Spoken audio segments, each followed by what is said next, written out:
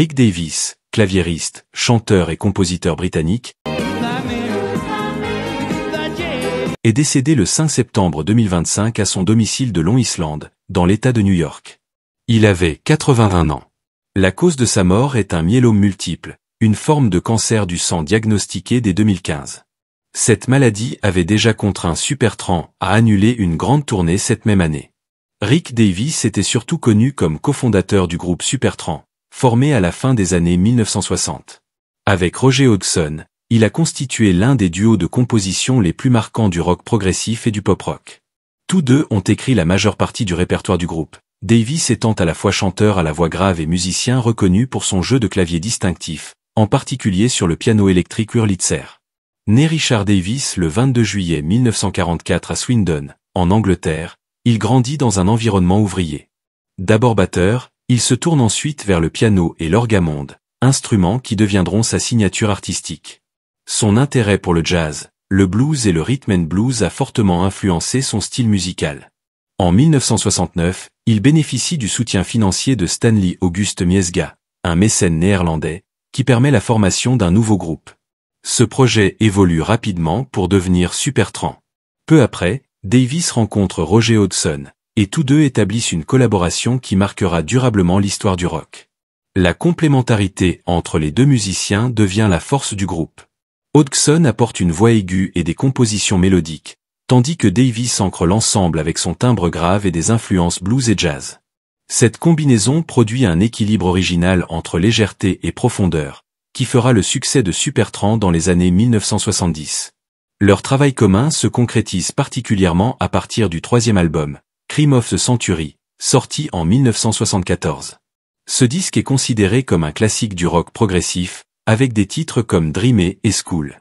L'année suivante paraît Crisis, What Crisis, suivi en 1977 de Even in the Quietest Moment, contenant le titre Give a Little Bit.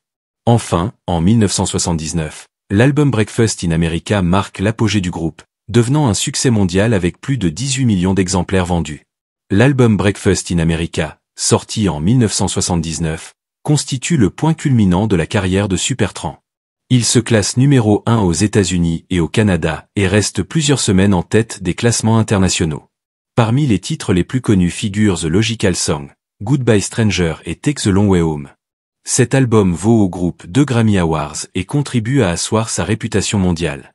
La force du duo Hodgson-Davies résidait dans le contraste de leurs approches.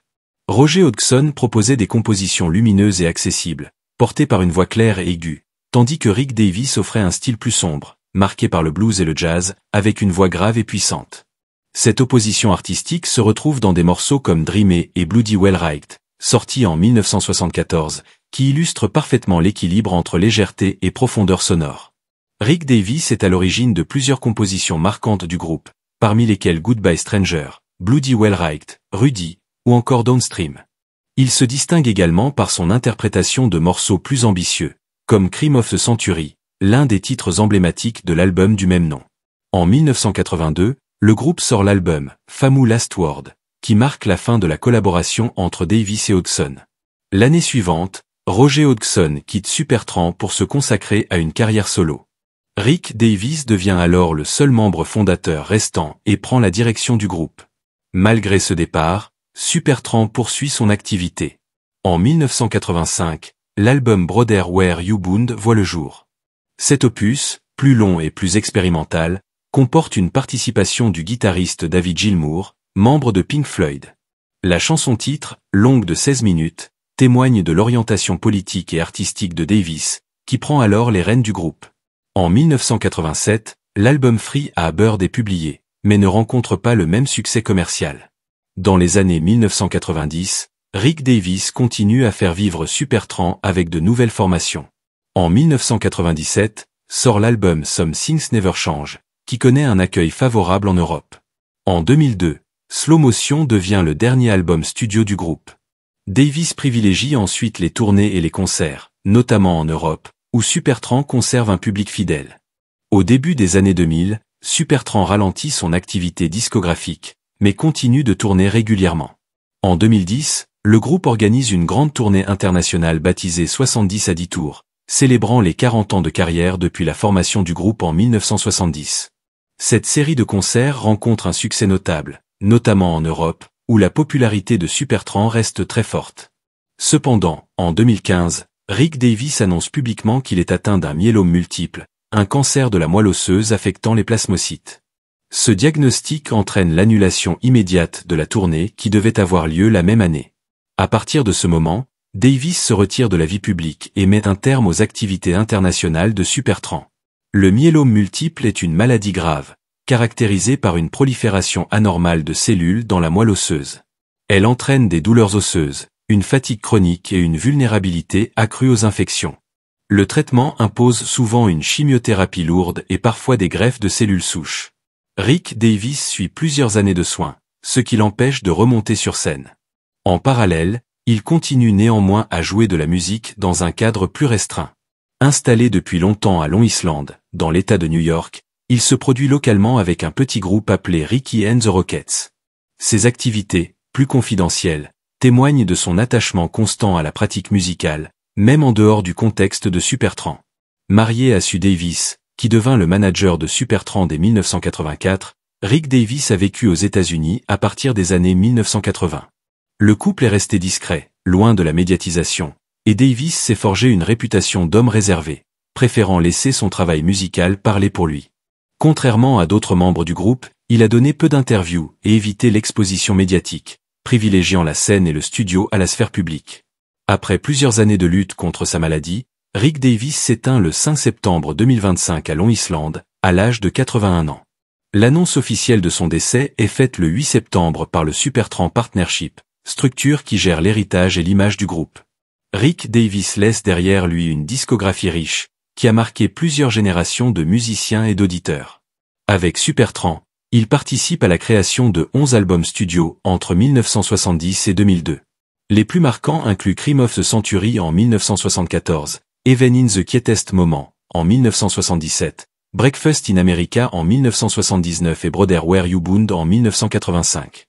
Ses contributions musicales couvrent un large éventail de styles. Ses morceaux les plus connus incluent Bloody Well Right, Goodbye Stranger, Rudy, Downstream et Cannonball. Dans l'album Breakfast in America, il interprète notamment Goodbye Stranger et Just Another Nerve Wreck. Sa voix grave et son jeu caractéristique au clavier, en particulier sur le piano électrique Wurlitzer, définissent en grande partie l'identité sonore de Supertramp. Après le départ de Roger Hodgson en 1983, Rick Davies devient le pilier central du groupe. Même si le succès commercial n'atteint plus les sommets de la fin des années 1970, il maintient l'activité de Supertramp pendant plus de 2 décennies supplémentaires. Ses compositions plus sombres, souvent teintées d'ironie, abordent des thèmes comme l'aliénation, la liberté, la responsabilité et le passage du temps. L'influence de Supertramp et de Rick Davies se mesure encore aujourd'hui. Les chansons du groupe continuent d'être diffusées régulièrement sur les stations de radio consacrées au rock classique. Plusieurs titres figurent aussi dans des classements de morceaux emblématiques du rock des années 1970 et 1980. Avec plus de 60 millions d'albums vendus à travers le monde, Supertramp reste l'un des groupes britanniques les plus populaires de cette époque. Rick Davies est également reconnu pour avoir su préserver l'équilibre entre innovation et accessibilité. En combinant des éléments de rock progressif, de pop et de jazz, il a contribué à forger un son à la fois sophistiqué et populaire, capable de séduire un large public. Il s'éteint le 5 septembre 2025 à Long Island. Il avait 81 ans.